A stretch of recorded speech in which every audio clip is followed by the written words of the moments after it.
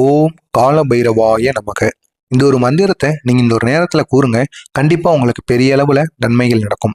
வருகின்ற 11/11/26 ஞாயிற்றுக்கிழமை அஷ்டமி. இந்த ஒரு நாளில் நீங்க காலபைரவரை மனதார நினைத்து இந்த பூஜையை உங்களுடைய வீட்டில் நீங்கள் செய்தாலும் போதுமானது. இதனால் பெரிய அளவுல உங்களுக்கு நன்மைகள் நடக்கும். முக்கியமா தீய சக்திகள் விலகும். துஷ்ட சக்திகள், கண் தோஷம், கண் திருஷ்டி, பயம் அனைத்தும் உங்களை விட்டு கண்டிப்பாக நீங்கிவிடும். அந்த அளவுக்கு சக்தி வாய்ந்த ஒரு பூஜையாகத்தான் இந்த ஒரு நாளானது கண்டிப்பாக நடக்கும். எனவே நீங்களும் இந்த ஒரு பூஜையை கண்டிப்பாக உங்களுடைய வீட்டில் செய்யுங்கள். இதனால் பெரிய அளவுல நன்மைகள் நடக்கும். முதல்ல அஷ்டமி அப்படிங்கிறது சிவபெருமானின் உக்கிர ரூபமாக காலபைரவர் அருள் பொழியும் ஒரு திருநாளாக இந்த நாளானது கொண்டாடப்படுகிறது. இந்த நாளில் சிறிய பூஜை செய்தால் கூட பெரும் பரிகார பலனானது நமக்கு கண்டிப்பாக கிடைக்கும். இதனால் பூஜைக்கு முன் நீங்க செய்ய வேண்டிய தயார் நிலைகள் என்னென்ன அப்படின்னு பார்த்தோம் அப்படின்னா, அஷ்டமி நாளில் காலை நேரத்தில் எழுந்து சுத்தமான நீரில் முதல்ல குளித்துக்கிடணும். குளித்துட்டு கருப்பு அல்லது நீல நிறை உடை அணிந்து கொள்வது மிகவும் நல்லது. ஏன்னா அதுதான் காலபைரவருக்குரிய ஒரு உடையாக அனைவராலும் கருதப்படுகிறது. எனவே அந்த நிறத்தில் நீங்க உடையை அணிந்துக்கோங்க. அணிந்துட்டு பூஜை அறையை சுத்தம் செய்து காலபைரவர் படம் இல்லைன்னா சிவலிங்கம் படத்தை வைத்து பூஜையை நீங்க தொடங்கலாம். இதை நீங்க உங்களுடைய வீட்டு பூஜை அறையில பூஜைக்கு முன் நீங்க இதை தயார் செய்து வைத்துக்கிடணும். அடுத்ததாக தீபம் ஏற்றும் முறை.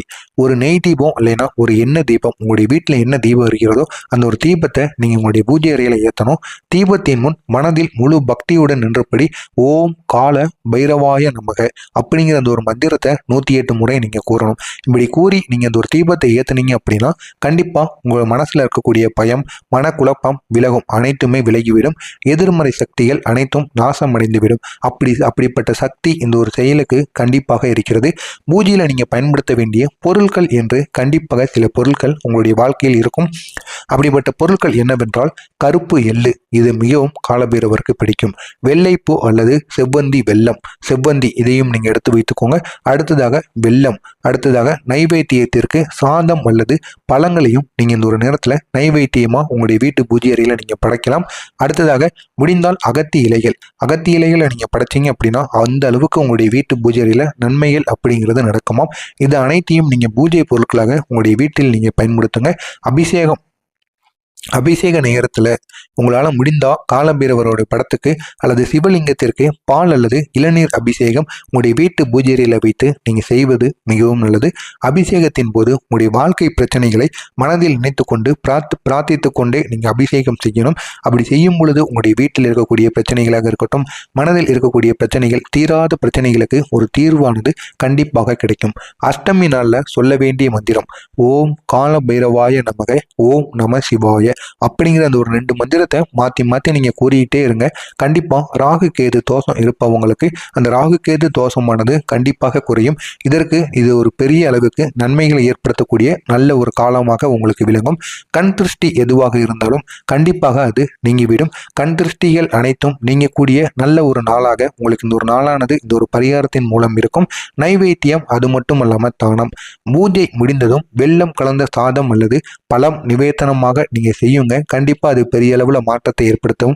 அதன் பின் ஏழைகளுக்கு உணவு அல்லது கருப்பு எள்ளு தானம் நீங்க செஞ்சீங்க அப்படின்னா அது அஷ்டமி பூஜையின் பலனாக உங்களுக்கு கிடைக்கும்.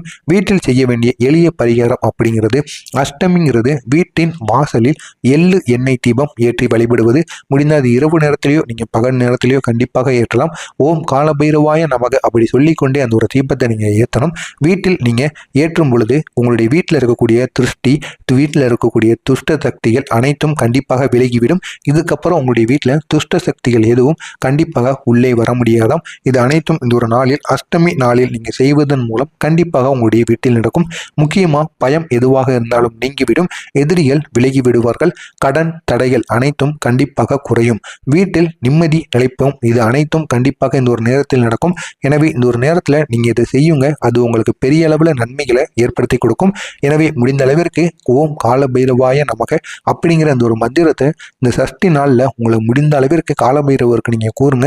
கண்டிப்பா அது பெரிய அளவுல உங்களுக்கு நன்மைகளை ஏற்படுத்தி கொடுக்கும்.